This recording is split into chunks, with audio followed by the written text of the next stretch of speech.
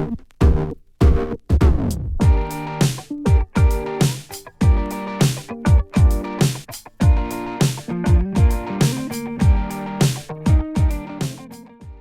tulemast kuulama Talent Hubi podcasti. Mina olen Reet.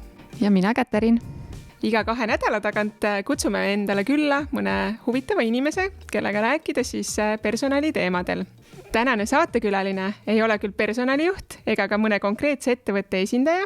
Samas tegutseb ta esindusorganis, millega ühte või teistpidi on kokku puutunud nii vähemal kui suuremal määral, ma arvan, et pea iga eestlane.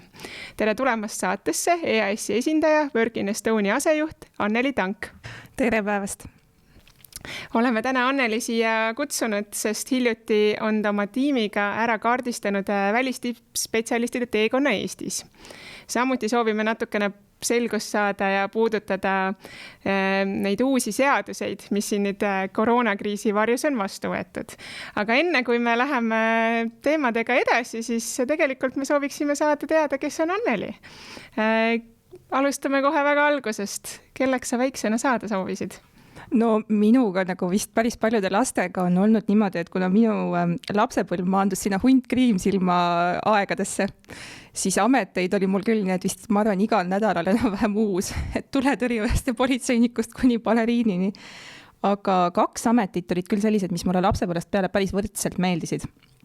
Et kuna mul oli komme kõiki oma mänguasju rivistada pikkuse, laiuse, kõrguse järgi kooli mängimiseks üles, söögilaua alla ja peale, siis ma tahtsin saada väga õpetajaks ja kuna ma olen ka üks nendest lastest, kes hakkas laulma enne kui rääkima, sest muusika on tänaseni minu hästi suur hobi ja kuigi praegu ma ei laula soolot kuidagi enam, et see pigem ei sinna kooliaega ja pigem olen koorilauljaks taandunud, kui nii võib öelda, siis mul oli ikka täiesti kindel plaan, et minust võiks saada ka laulja. Aga elu mängis kuidagi teisiti ja tänaseks olen ma erialalt andragoog, mis tegelikult ideaalselt ühendab minu jaoks, ma tahaks nüüd öelda laulmise ja õpetamise, aga tegelikult just selle õpetajaks olemise poole võlu, inimestega töötamise võlu ja nende muredele, rõõmudele võib-olla lahenduse leidmise või kuidas neid aidata lahenduseni jõuda. Ja muusikaga on tegelikult ka täna tore see, et kuigi soolot ma kuigi palju enam ei laula, siis ikka juhtub nii, et enne kui mõnel sõbral sünnipäev läheneb, siis nädal 2 enne ma saan ühe kõne, et kuule, mis sa arvad, teeks nagu ikka 1 või 2 lugu et seda ikka tänaseni tuleb ette, nii et ma olen selles mõttes õnnelik inimene, et mu mõlemad lapsepõlve unistused on tänaseks täitunud. Väga kihvt kuulda, aga kuidas sa jõudsid EAS ja Work in Estoniasse? EAS-i tulek juhtus hästi orgaaniliselt, et aasta oli 2018, kui siis hilissuvel kuulutati välja konkurss vast loodava Eesti rahvusvahelise maja juhi ametikohale. Ja ma sinna kandideerisin, osutusin valituks ja alustasin siis 1. oktoobrist tööd. Ja Eesti rahvusvaheline maja ingliskeelse nimega International House of Estonia oligi projekt, mis oli seni olnud paberi peal, nii et kui mina läksin esimesel tööpäeval tööle, siis meil ei olnud veel välisustki majal. Nii et ma sain väga palju tegelikult koos meie kogu ägeda tiimiga ja kõikide partneritega, kes selle maja täna moodustavad, PPA, Tallinna linn, Integratsiooni sihtasutus, Maksu- ja Tolliamet, kõik teised toredad asutused, saime tegelikult seda päriselt koos ehitama hakata, seda visiooni, mis paberi peal oli. Ja nüüdseks tänaseks ma olen siis olnud EAS-is tööl veidi üle 1,5 aasta ja väga-väga rahul. Ma saan aru, et maja uks on nüüd ees, maja on valmis ja sa oled natukene nüüd ka uue ala peal. Jaa, et tõesti maja esimene aasta läks niimoodi, et me oma kolleegidega naersime, et kohati oli selline tunne, et töötatud on 5 aastat, sest te võite ise ette kujutada, või kõik, kes on tegelikult midagi hakanud nullist ehitama, et isegi kui sulle on tehtud väga-väga tugev eeltöö, nagu selle projektiga oli, siis kogu see alguse ehitamine nii füüsilises kui tegelikult kõiges muus lihtsalt on väga-väga intensiivne olnud. Ja siis talvel, või nüüd kevad-talvel, siis andsin mina oma töö üle oma ägedale kolleegile Ellenile, ja minust siis sai Work in Estonia asejuht. Ja täna minu tööpäeva tegelikult väga paljus moodustab just tegelemine kogu meie teenusarenduse poolega, meie rahvusvahelise koostööga, et kõik need teemad on minu jaoks ka veel mõnevõrra uued ja ma olen neid teinud ka mõnevõrra teistsugustes tingimustes, sest et see langes sellesse aega, kus me tegelikult ju jäime kõik üsna koduseks ja kogu see sellist laadi töö või nagu sisseelamine uude rolli on minu jaoks ka olnud natuke võib-olla teistmoodi, kui rahvusvahelise majaga oli. Aga on olnud küll väga-väga põnev aeg. Too mõni näide, mis su töölaual täna näiteks on? Täna minu töölaual on päris palju neid teemasid, mis on seotud just erinevate arengukavadega. Et väga paljud riiklikud arengukavad lõppevad 2020. aastaga ja kuigi neid ettevalmistusi tehti ju juba ka varem, et arengukava tavaliselt ei hakata ette valmistama 20. detsembril, et 1. jaanuarist käima läheks. Et siis oleme nendega tööd teinud väga erinevate ministeeriumide juures. On need siis Siseministeerium, Kultuuriministeerium, Haridus-Teadusministeerium. Aga muidugi tänane olukord on ka nende dokumentide ettevalmistamise muutnud mõnda teistsuguseks, kui võib-olla alguses plaanis oli.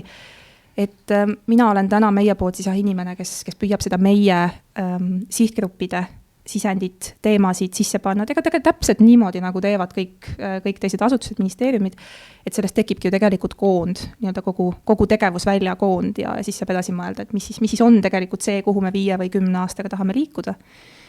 Ja lisaks siis tervikuna kogu meie uute teenuste arenduste pool.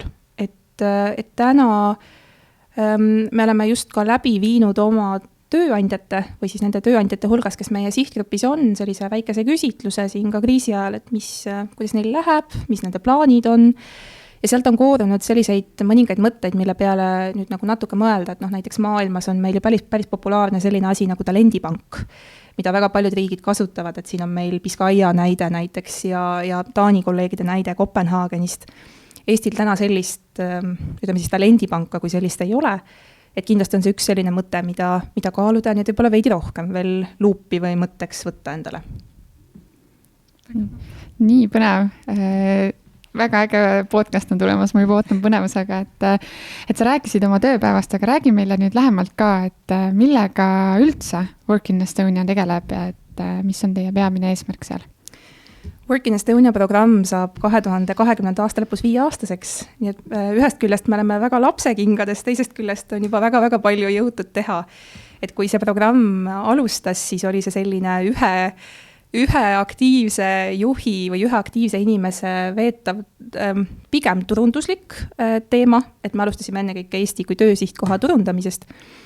Ja niimoodi füüsiliselt, kui nii võib öelda, paikneb siis Work in Estonia EAS-i välisinvesteeringute keskuses ja oleme siis täna 10-liikmelise tiimiga. Pluss on meil ka üks praktikant, kes siis täna meil ka tiimis abiks on kuni suve alguseni.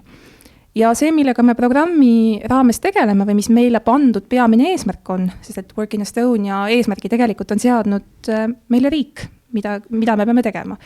Ja meie ülesanne on täna aidata Eestisse meelitada kõrget lisandväärtust andvaid tippspetsialiste, välistippspetsialiste, ennekõike IKT valdkonnas. Sest et me teame seda, et läbi aastate on olnud IKT valdkonnas kogenud arendajate, töötajate põud ja täna Eesti oma tööjõu turul või me lihtsalt ei suuda seda täna oma enda olemasoleva inimressursiga katta, et meie ettevõtted piisavalt kiiresti areneda, kasvada jõuaksid, sest kõik on see tegelikult ju seotud ka laiema majandusega. Et kas meie ettevõtted saavad eksportima, mida neil selleks on vaja, kas meie ettevõtted saavad kaasata investeeringuid sellises mahus, nagu nad võiksid kaasata. Et näiteks, kui me mõtleme selle peale, mida teevad meie enda välisinvesteeringute keskuse teised kolleegid, ehk siis Eestisse ettevõtete jaoks investeeringute meelitamine, siis päris oluline teema või vaata, et üks olulisemaid üleüldise majanduskeskkonna kõrval tegelikult on see, kas meil on täna piisavalt kvalifitseeritud tööjõudu.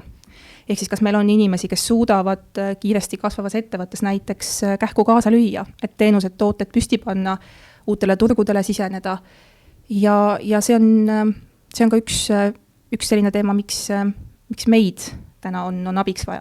Oluline siin kindlasti on öelda seda, et me ei ole värbamisettevõte.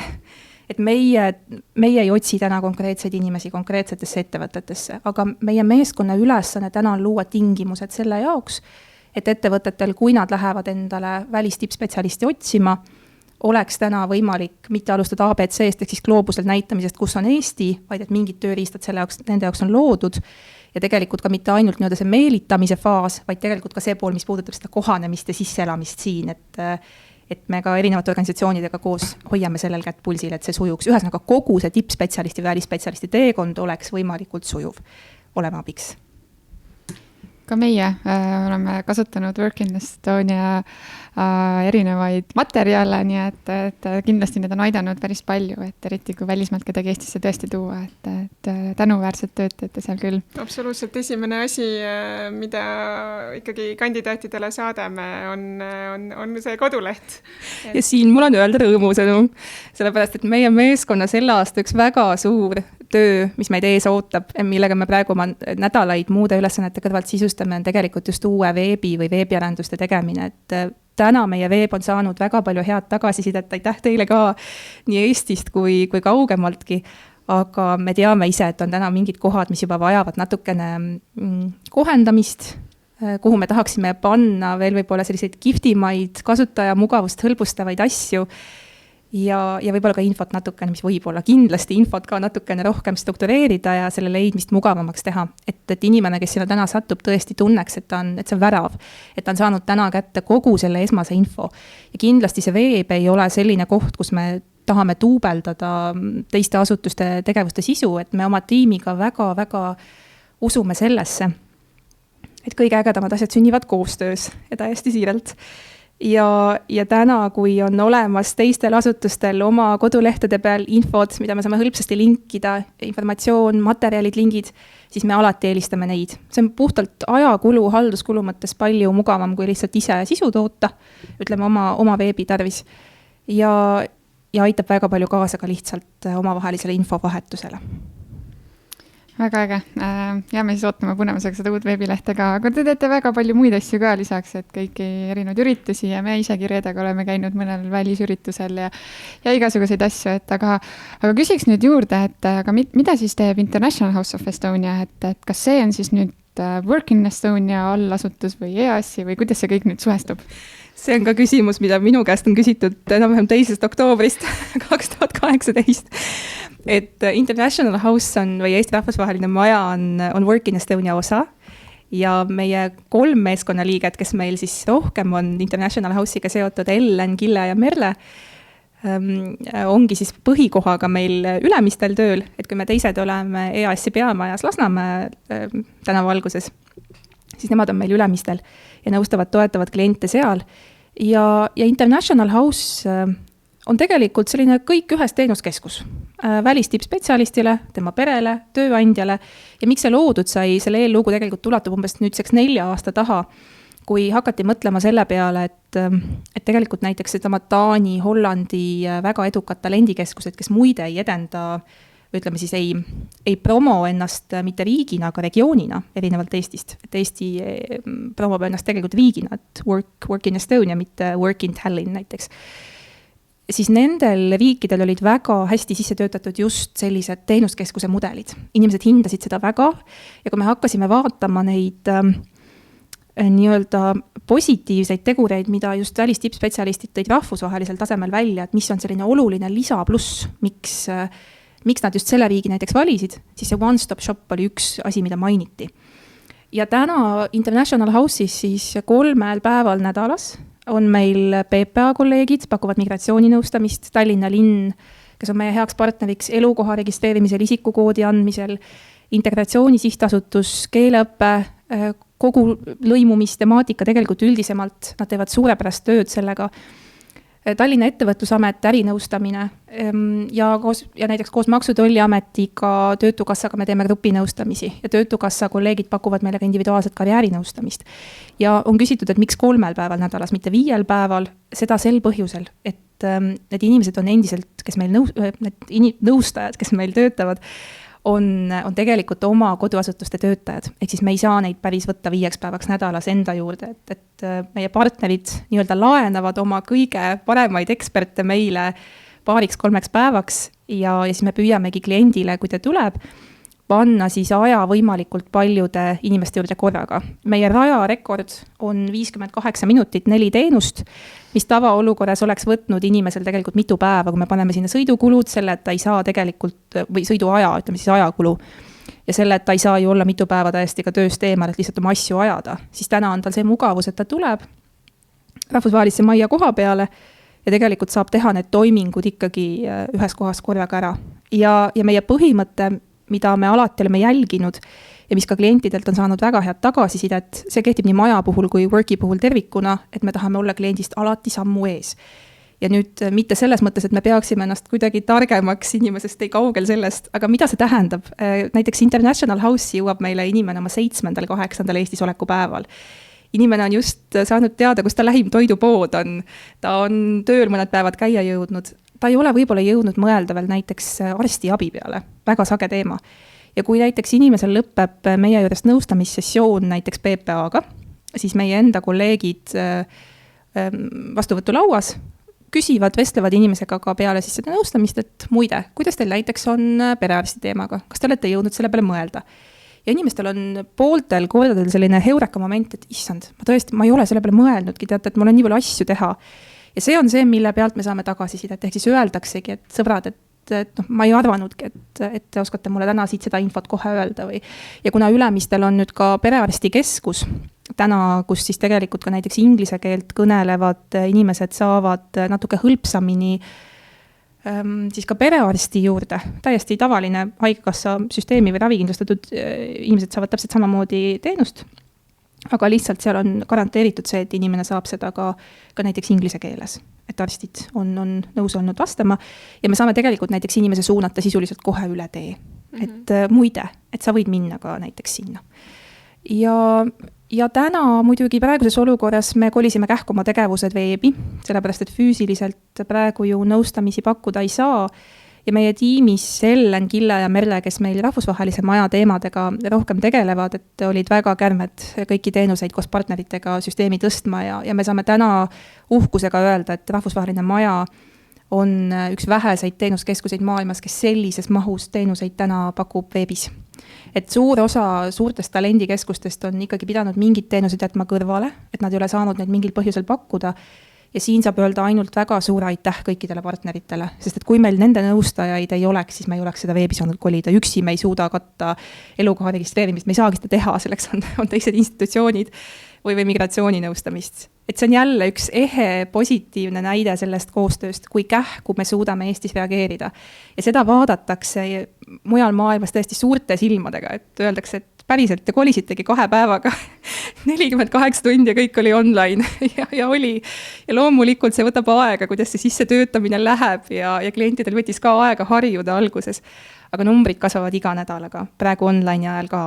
Sest et küsimusi tuleb, üldised kriisiküsimused pigem täna on asendunud selliste jällegi olmelisemate küsimustega. 5. mai hommikul kell 10 näiteks Integratsiooni sihtasutuse kolleegid kuulutasid taas välja võimaluse inimestele tulla alates päris algajatest eesti keelt õppima.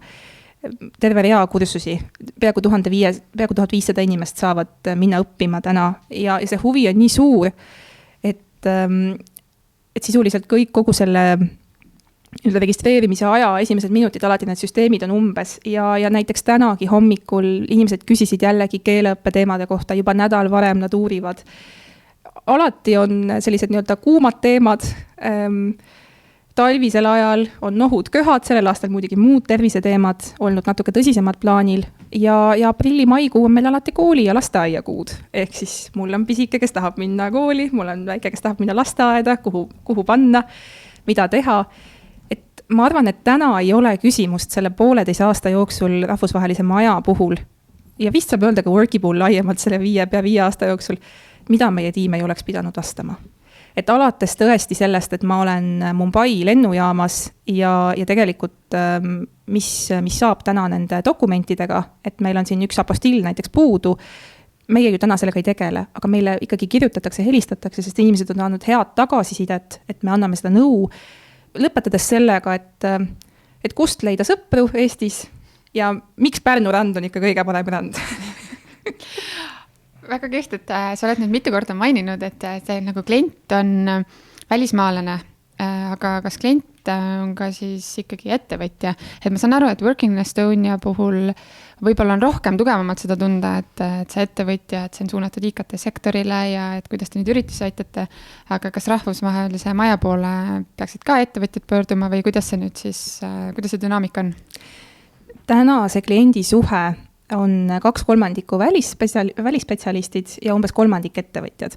See on olnud, enne kui me olime siis nii-öelda tavarežiimis, on see olnud aeg-ajalt ka selline 50-50 tööandjate kasuks, kui nii võib öelda, ei ole see suhe olnud, et pigem tõesti välismaalane on see, kes on rohkem meilt infot ja nõu käinud küsimas.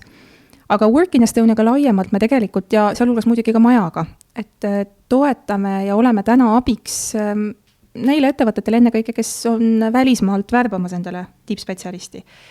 Ja väga üldistatud saab neid jagada 2. Ehk siis on ettevõtted, kellel on juba väga hea värbamiskogemus, nad on mitu inimest või rohkem värvanud ja on ka neid ettevõtteid, kes alles värbavad näiteks oma esimest välisspetsialisti.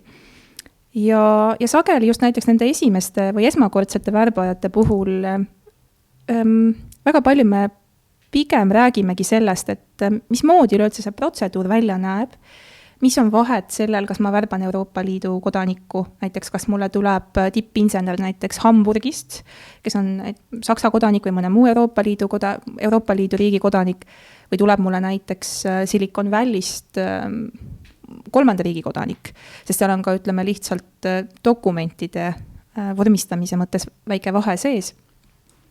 Ja välisvärbamisest, kui üleüldisest rääkides, siis ega välisvärbamine või väljaspoolt Eestit värbamine ei ole ju sageli tööandja esimene valik. Üldiselt ei olegi tema esimene valik.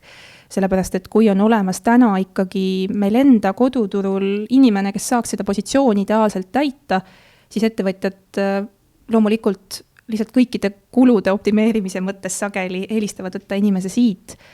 Aga lihtsalt näiteks IKT, nagu me siin enne oleme ka rääkinud ja sageli ka muude valdkondade just täielikud tippspetsialistid on inimesed, keda lihtsalt ei ole meie tööjõuturul täna vabana saada. Ja see sunnibki ettevõtteid vaatama kaugemale, sest ka välisvärbamise kulu puhtalt raha mõttes ei ole ju odav kulu, et kui me räägime positsioonist, siis see võib jääda sinna 2000 kuni 10 000 euro vahele. Sõltub ka tegelikult sellest, mida ettevõte siis nii-öelda selles relokeerumise protsessis ka inimesele pakub. Sest sageli tippspetsialisti puhul, kuna tema meelitamine ei ole väga lihtne tegevus, sest tal võib laua peal olla ju pakkumine Singapurist näiteks, pakkumine samast Vällist, pakkumine Kopenhaagenist, siis näiteks võib-olla hüvitatakse näiteks tema lennupiletid, tema pere lennupiletid. Ütleme,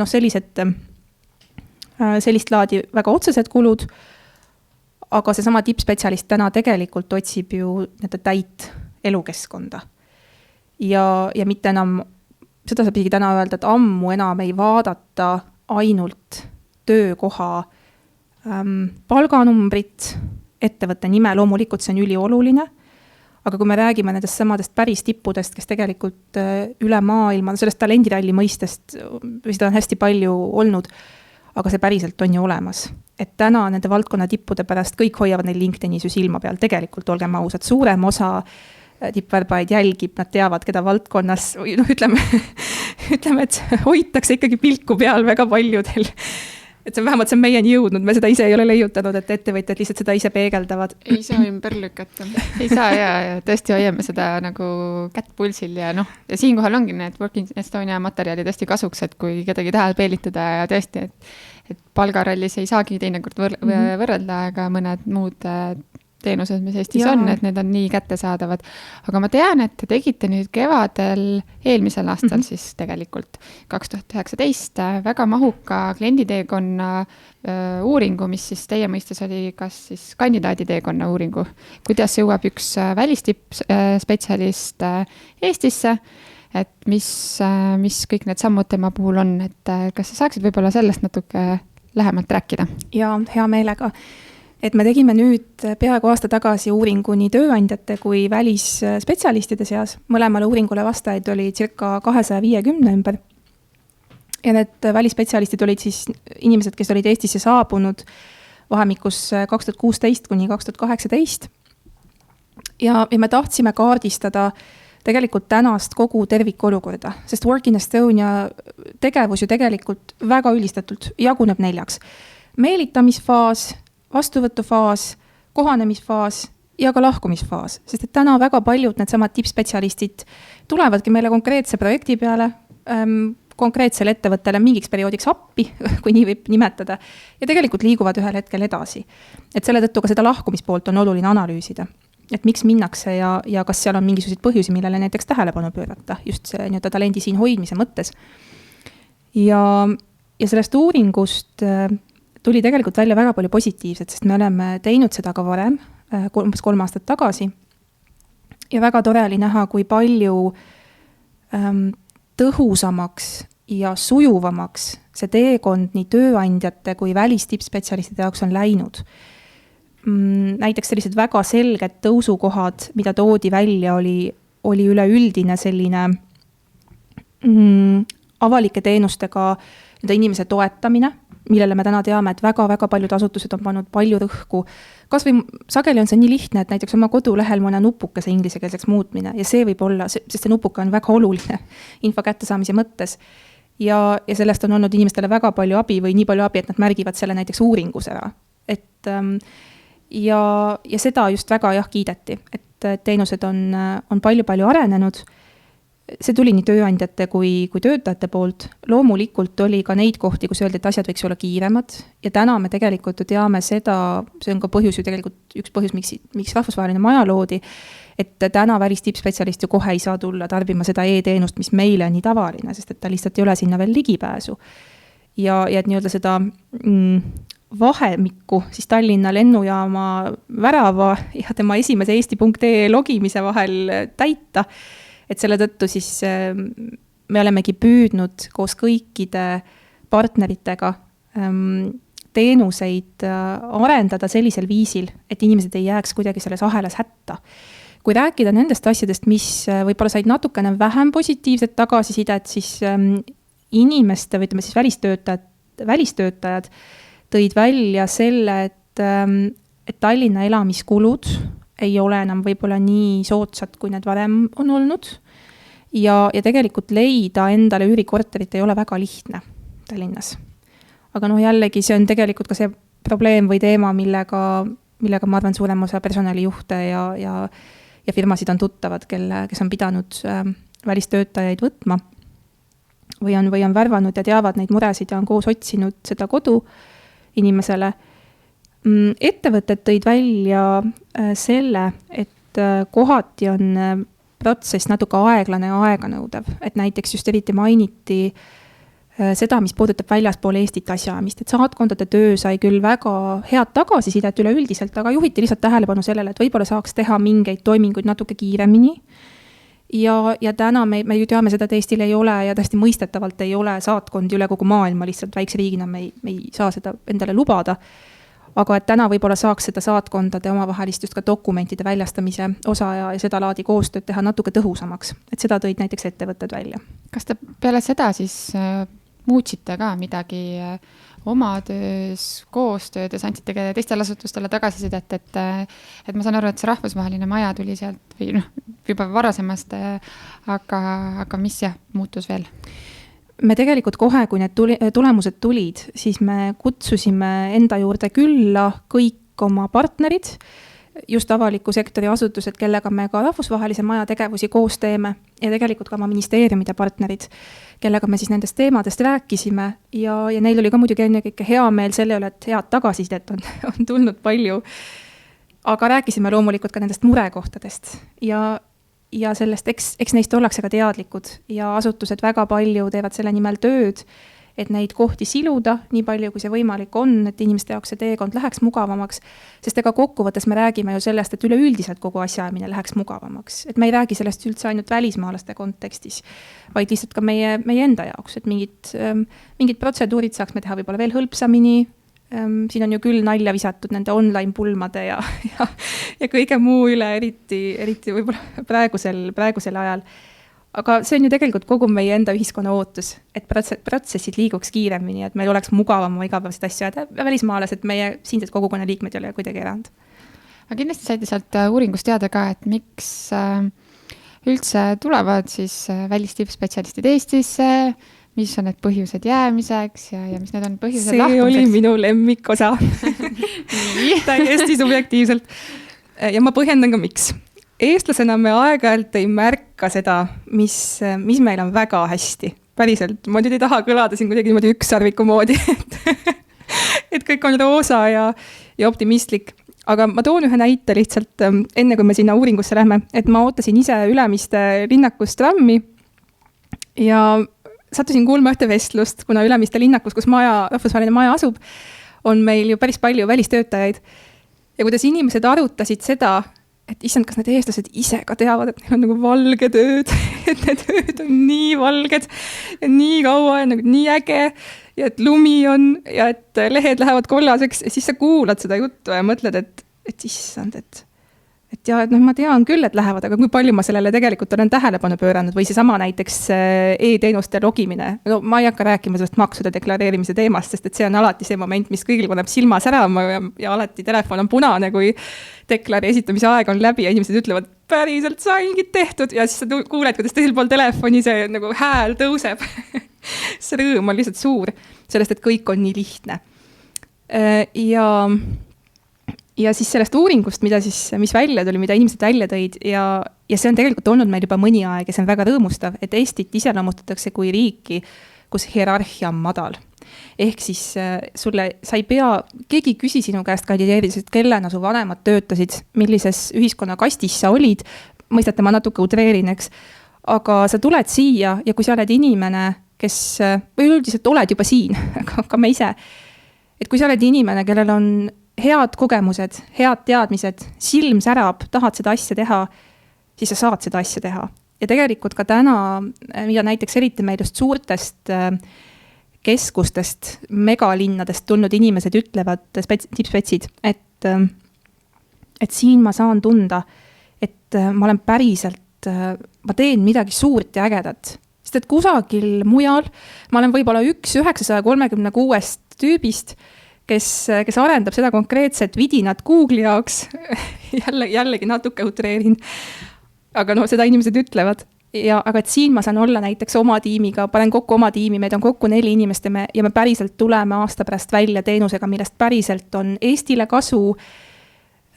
Välistippspetsialistid on väga suured patrioodid, ma julgen tõesti siiralt öelda. Nad tunnevad väga suurt huvi eesti keele vastu, seda küsitakse meid väga sageli ja see tuli ka uuringust välja, et keeleteemad just nii-öelda, mis siis inimestele meeldisid, et inimestele meeldib kuulata seda keelt, nad ütlevad, et pagana raske on, aga väga äge on kuulata ja vaikselt õpin. Ilm sai väga palju tagasisidet ja heas mõttes, kusjuures ilmaga oli see tore trend, et see oli mõlemal pool telge. Ehk siis positiivsete asjade poole peal oli ta 3, sest et inimesed on täiesti vaimustunud aastaaegade vaheldumisest. Et sul on päriselt vaja talvejopet, mis on talvejope ja et see tõesti ongi need valged ööd ja tähistaevas, mida ju nii paljudes päriselt ikkagi nagu juba valgusreostunud suurlinnades me enam ei näe. Et ma ütlen sellised lihtsad rõõmud, et neid toodi välja ja loomulikult elukeskkond tervikuna. Ja see ei ole muutunud, see on olnud läbiv tegelikult viimaste aastate jooksul, et see elukeskkond või see paik, kus siin elada, olla inimestele väga meeldib. Ja nüüd selle poole pealt, mis võib-olla nii positiivne ei ole, siis ilma poole pealt mitte üldse lumi ega külm, nagu me sageli eeldame, sest neid jääkaru küsimusi vähemalt minu ajal me enam kuulnud ei ole, et kas Eestis, et kas võib ikka tulla vastu talvel pimedaga metsast üks jääkaru. Et kui ma 1 aastat 6 tagasi töötasin natuke teisel alal, siis aga kokku puutudes teistpidi siis välismaalasteks neid jääkaru küsimusi meil enam ei ole. Et aga pimedus on see, mis inimesi kurnab ja väsitab. Ja see on üks põhjus, mida ka tegelikult tuuakse välja, et mille tõttu kaalutakse aeg-ajalt seda, et ei tea, äkki peaks ikka pakkima kohvrid ja veits on nagu väsimus peal sellest pikast pimedast ilmast. Aga muid selliseid väga negatiivseid asju, suuri asju ei tulnud välja. Sest sageli ongi see, inimeste jaoks on see selline subjektiivne, isiklik, et see on täpselt nagu see sama ilmateema, eks ju, et kellel see kus, mis pidi tunnetuslik on. Ja need inimesed, kes Eestist olid ära läinud näiteks juba selle uuringu siis tegemise ajaks, ütlesid ka, et suurem osa nendest oli ära liikunud just selle tõttu, et neil oligi tekkinud teine projekt, et siin sai üks projekt läbi, nad liikusid teise riiki, nomaadid, nagu tipud meil on, me teame seda kõik, ja liikusid ära, aga ütlesid, et Eesti jäi neile ikkagi väga hinge. Just inimeste tõttu ja nüüd inimesed jällegi, kuigi me peame ennast aeg-ajalt selliseks natuke reserveerituks ja võib-olla kohe ei võta vedu, siis nii tore oli lugeda ka sellest uuringust, et seda saab ikka võtta kokku selle lausega, et algul ei saa vedama, pärast ei saa pidama. et seda enam-vähem eestlaste kohta kasutati küll palju. Et ikkagi öeldi, et kui sa eestlasega kontakti saad, siis on ikka üks äge inimene. Ma olen nõus, et kui eestlane üks hetk avaneb, et siis on pikaajaline suhe, et ma ise ka olen hästi palju oma kandidaatidel sellist tagasisidet saanud ja võib-olla on see pigem eestlaste enda hirm, et me oleme maru kinnised ja et kõik on normaalne ja midagi meil hästi ei ole. Aga nüüd seoses see viirusega, piirid on lukus, ettevõtted, kes on pannud asju pausile, kes on üldse katkestanud värbamised, kes lausa koondab, ja nüüd ka uus seadus, mis vastu võeti, mõned päevad tagasi nüüd president ka kinnitas selle, et räägiks natukene sellest ka, et alustame sellest, et kui palju üldse on nüüd neid päringuid ja küsimusi, et on see pigem nagu kasvanud või on see taandunud või kuidas see seis on? Päringute arvu kohta saab öelda täna seda, et see on kasvanud. Ja tegelikult kasvama hakkas see sisuliselt peale kohe peale eriolukorra kehtestamist ja sest et lihtsalt segadust oli üksjagu, ka meil ju tegelikult kõigil ilmselt ühiskonnas täpselt samamoodi ja natuke ka seda hirmu, et mis siis nüüd saab ja ennekõike just see hirm oma enda tervise, oma lähedaste tervise pärast ennekõike. Ja ega ju meie eluajal ei ole olnud ju seda olukorda või sellist laadi eriolukorda, et midagi on lukus või et riik või maailm seisab. Ja kui alguses need päringud pigem olid seotud reisimisega, just ka reisipiirangutega, et kuidas siis üle piiri liikumine on praegu ja kas minu lähedased näiteks, kes täna välismaal on, saavad koju ja loomulikult Välisministeerium oli siin asutus, kes ilmselt sai kõige rohkem sel teemal küsimusi, aga neid tuli ka meile. Siis peale seda, kui tulid uudised selle suure seaduseelnõu kohta, mille üks osa on siis ka välismaalaste seaduse muudatused, siis hakkasid ka meile tulema selle kohta küsimused, et mis siis muutumas on, et päris täpselt me ei tea, kas ma peaksin hakkama muretsema praegu, kas ma pean kuidagi, kui mu töösuhe lõpeb, mis siis minust saab, kui kaua ma tohin olla, kõik sellised väga inimlikud mured.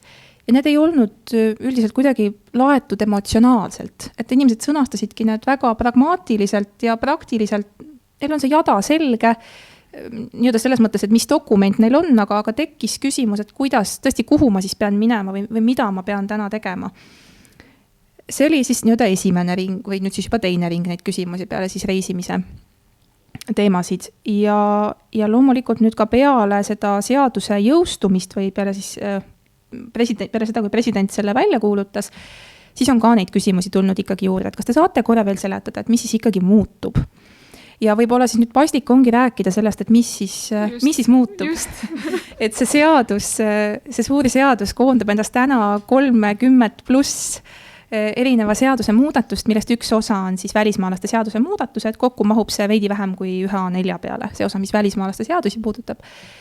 Ja siin võib-olla oluline on, või kõige olulisem on mainida seda, et tegelikult muutunud ei ole nii palju, kui võib-olla meil on jäänud mulje, et muutub.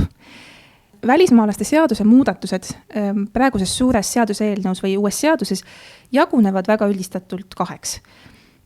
Ja meeles peab siin kõigepealt pidama seda, et need puudutavad ajutist Eestis viibimist. Ehk siis kuidagi ei ole puudutatud elamisloaga välismaalased, kellel on kehtiv elamisluba, nemad on sellest muudatuste ringist praegu täiesti väljas.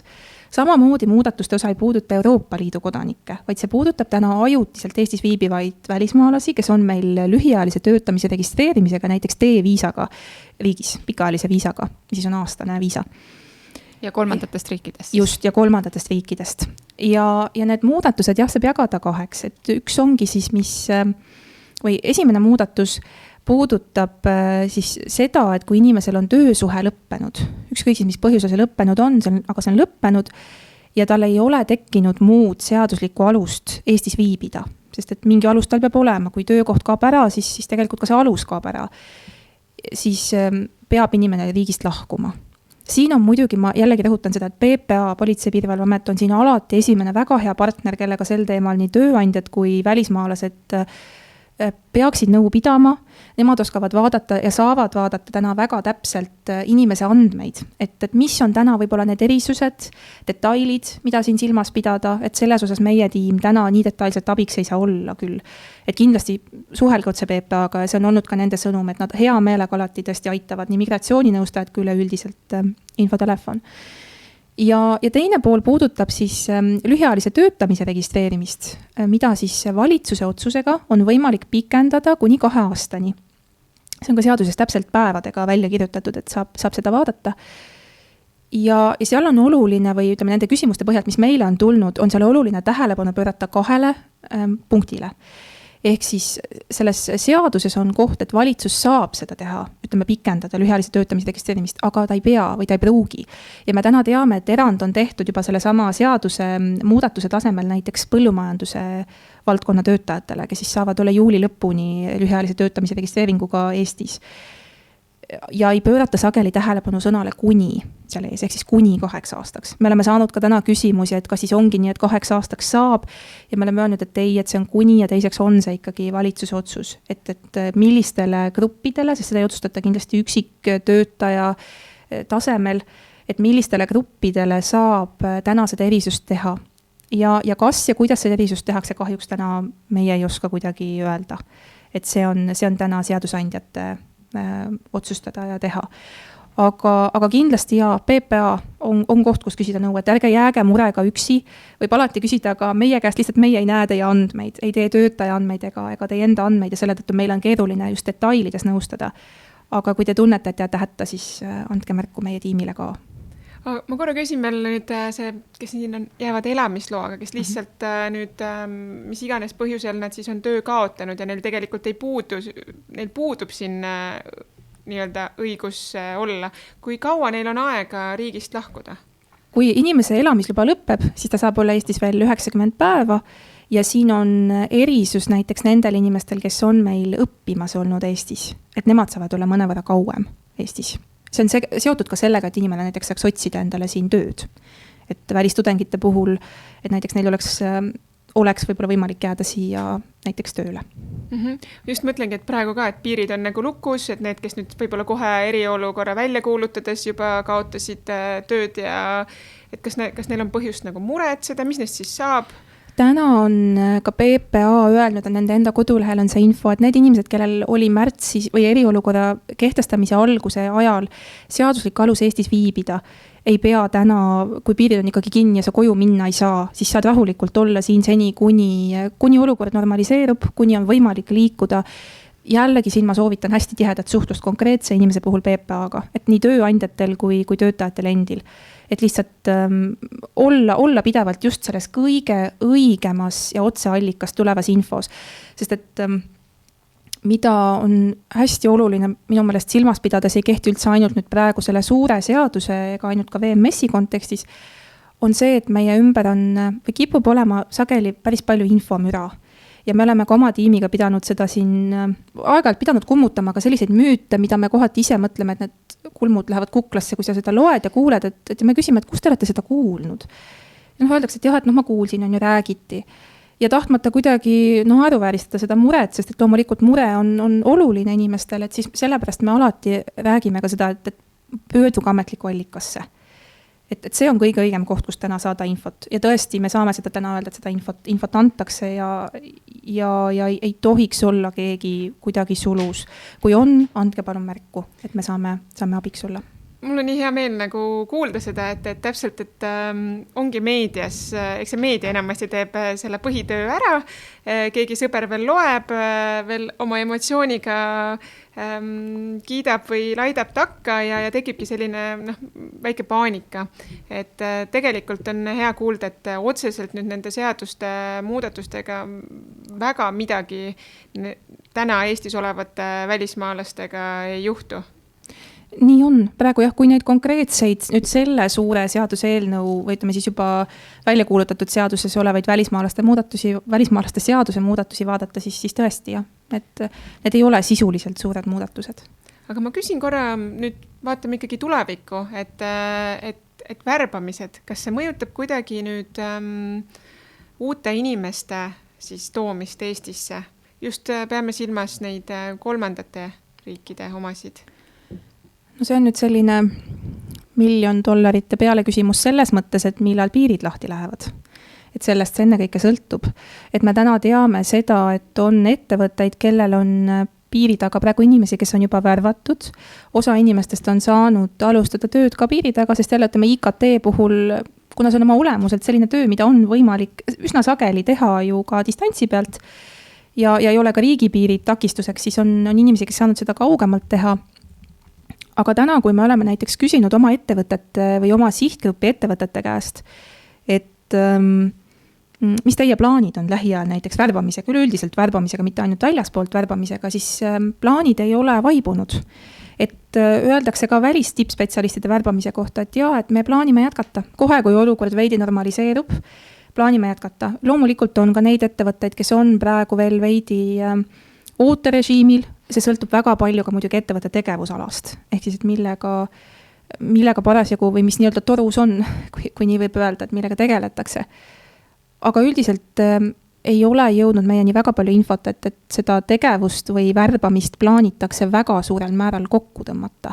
Näiteks ka väga mitmed suuremad IT-ettevõtted, kes meie klientide hulka kuuluvad, tõid välja, et nad plaanivad värvata lähiajal 25+ näiteks välistippspetsialisti, kui see on võimalik ja piirid on lahti, sest lihtsalt seda kohta, ütleme, seda nõudlust on vaja, seda on vaja täna ja endiselt on vaja neid kogenud tipptöötajaid, sest eriti ka see praegune olukord, kus me täna oleme, nõuab ettevõtete käest ka seda, et ei ole täna võib-olla nii palju aega pühendada töötaja erialasele väljaõppele, just kui me räägime selles IKT valdkonnas, aga ma arvan, see kehtib ka väga paljude muude alade puhul, siis otsitakse endiselt inimest, see on läbiv trend olnud ju pikalt, et inimest, kellel on täna kogemused ja sageli ka veel lisaks väga konkreetsed spetsiifilised oskused.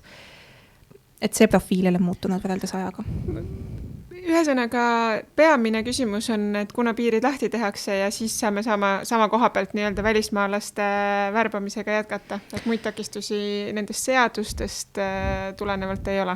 Praegu olemasolevast infost, mis meil on, ei oska seda seaduse poole pealt küll näha, et neid võiks nagu tulla. Aga kõik sõltub sellest, missugune see üleüldine majandus olukord meil saab olema. Et eks see määrab palju ja loomulikult, kui me vaatame tööjõuturgu tervikuna, mille osa me kõik oleme, et ka meie välispetsialistid, siis me tegelikult ju päris täpselt ei tea, et milline see saab olema võib-olla 2-3 kuu pärast, sest meil on siin üks suur tundmatu selles võrrandis.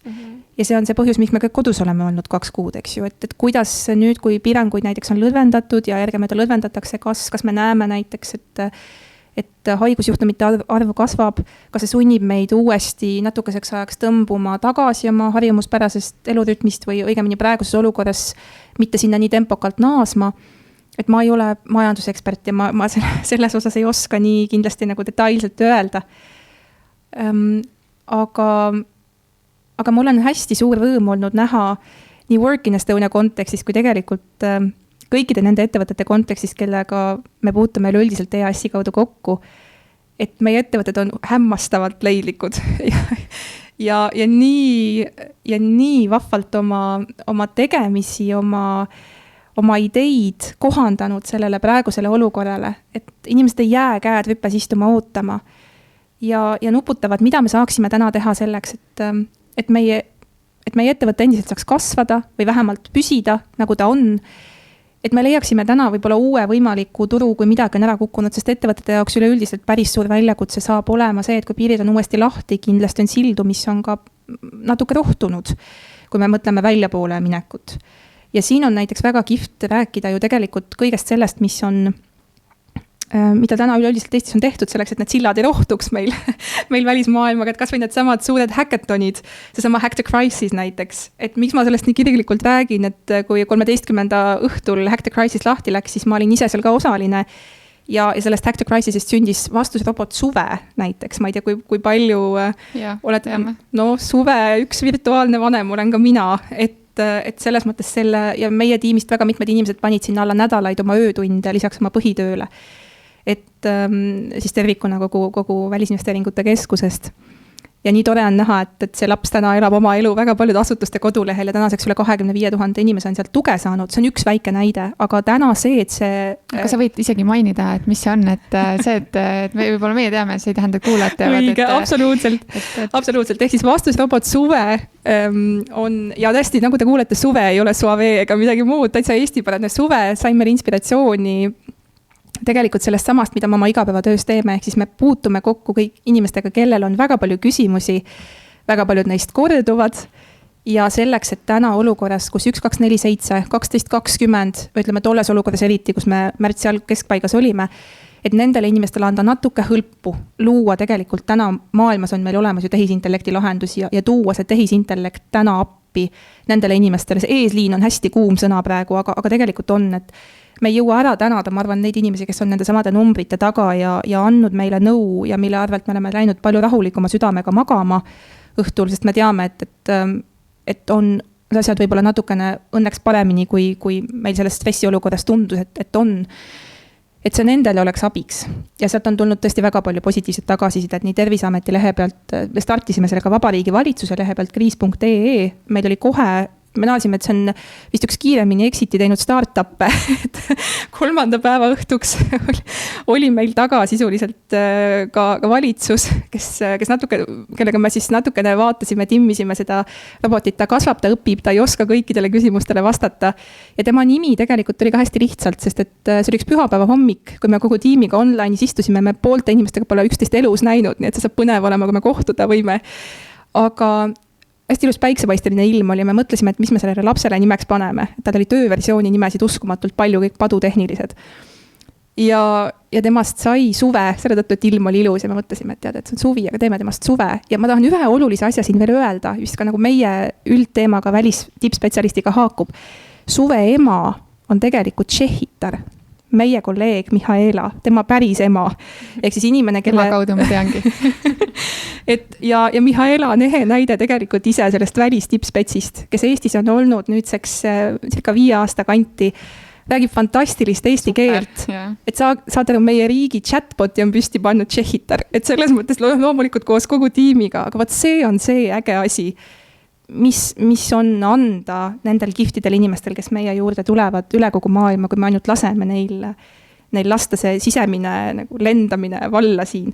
Ja see sama lahendustele orienteeritud mindset, kui seda inglisekeelset sõna võib kasutada, on see, mis täna pälvib maailmas ju väga palju tähelepanu. Ja kui ma enne siin nendest rohtunud sildadest rääkisin, siis see sama asi ei lase selle sillal pehkida ja rohtuda. Sest et täna, kui meie ettevõtted lähevad maailma tagasi, siis öelda seda, et sõbrad, kuulge, et kas te teate, et siit sai alguse muide ka nagu maailma häkket, et kui palju probleemid, et me mõtleme kogu aeg selle peale, kuidas seda lahendust leida ja otsida. Ja see on ülioluline, just ka hiljem siis tõesti selle ettevõtte või konkreetsete ettevõtete väljamineku või investeeringute sisse toomise mõttes, sest et see kõik on asi, mis loob seda mõnusat aurat, kui nii võib öelda, kogu selle konkreetse diili ümber.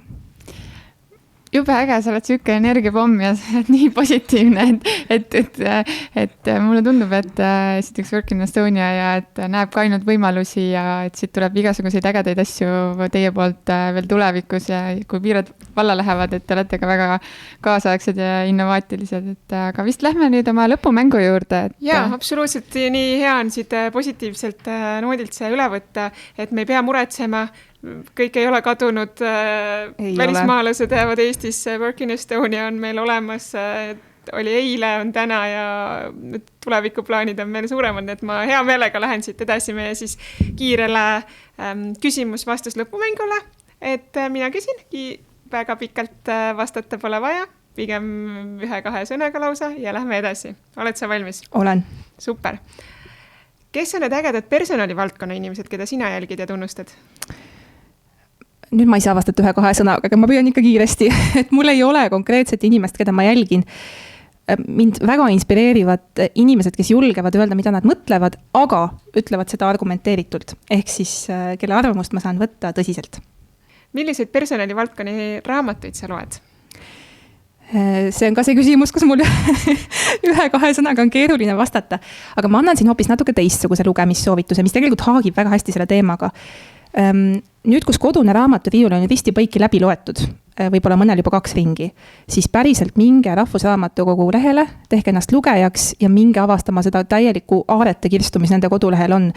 Praegusel kodusel olemisel ajal või kodus olemise ajal on meil ligipääs nii paljudele erinevatele ägedatele uuringutele, artiklitele. Mina olen see, kes ilukirjanduse kõrval hästi palju loeb, pigem mitte niivõrd arvamuslugusid, kui just uuringuid ja teadusartikleid, sest minu jaoks on oluline see, et ma teaksin, kust see info pärineb, et ma saaks selle peale kindel olla. Ja inimesed pelgavad sageli, et see on selline nagu raske ja keeruline, aru ei saa, aga ei ole seal midagi rasket ja keerulist. Hakka otsast peale ja sa näed, kuidas tegelikult su argumenteerimise oskus ja maailmapilt väga palju areneb. Mitte, et arvamuslugusid ei võiks lugeda. Loe neid ka, mida rohkem loed, seda parem.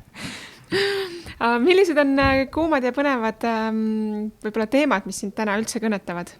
No eks need ikka tule ennekõike sellest meie enda tööpõllust täna. Ehk siis milline see üldine tööturu olukord saab olema, mis need mustrid on, mis lõpuks välja joonistuvad, et see ongi otseses mõttes kõige põletavam praegu ja kuumem. Millised on olulised tööriistad sinu töös? Minu inimesed. Meie tiim ja meie kliendid. Aga nüüd võib-olla viimane tool või tööriist, mida sa katsetasid oma töös peale inimestest? See oli Zoom. Ma õppisin kasutama Zoomi koos kõikide funktsioonidega, aga ma arvan, ma ei ole siin üldse Eestis ainuke. Kas sa soovitaksid seda sõbrale skaalal 1-10?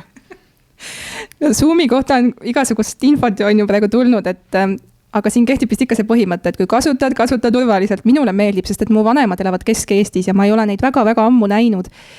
Ja ausatades on see nende jaoks olnud kõige lihtsam tööriist, mida kasutada, et mu 87-aastane vanaema navigeerib Zoomis lõdvarandmega. Nii et selle kasutaja mugavuse koha pealt julgen küll soovitada. Ja. Kuidas sa ennast motiveerid? Minu jaoks hästi suur motiveerija on päike. Ma tean, et see kõlab natuke võib-olla tobedalt. Siia on muidu meie väga asjaliku teema lõppu, aga mina olen selline inimene, kellele annab väga palju energiat päike ja mina võtan energiat inimestest. Jälle mitte see energiavampiiri metafoor, aga lihtsalt, et kui ma näen inimesi, kellel silmad põlevad, siis see on see, mis minu paneb ka põlema. Ja kus sa näed ennast 5 aasta pärast? No ma olen sellises eas praegu 30. eluaasta künnisel, et ma arvan, et 5 aasta pärast ma loodan, on mul elus ka natuke tähtsamaid rolle täita kui töötaja ja juhi roll. Aga erialases mõttes või tööalases mõttes ma arvan, et see ei muutu võrreldes sellega, mis see viimane 10 aastat on olnud, mis ma aktiivselt töötanud olen. Et mina olen selline inimene, kes hästi siiralt usub sellesse, et tegema peab asja, millesse sa usud. Ja mina usun sellesse, et mida avatuma pilguga me vaatame maailma enda ümber, täiesti igas eluvaldkonnas, lihtsalt inimestena. Seda ägedam meie elu on. Ja kui mu töö saab olema või on see siis work'is, on see võib-olla mujal, ma ütlen, et elutähtsad missioonid võivad sinna vahele tulla, siis ei tea.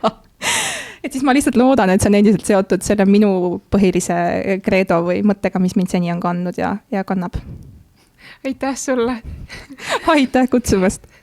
Aitäh, väga põnev vestlus oli igal juhul Anneliga, et rääkida kobarseadusest, välistippspetsialisti teekonnast, Work in Estoniast, kõikidel teemadel, et pluss tõesti sa oled siuke päike siin, et ma ei imesta, et päike su lemmikenergiaallikas on, nii et aitäh sulle tulemast ja siis kuulmisteni! Aitäh!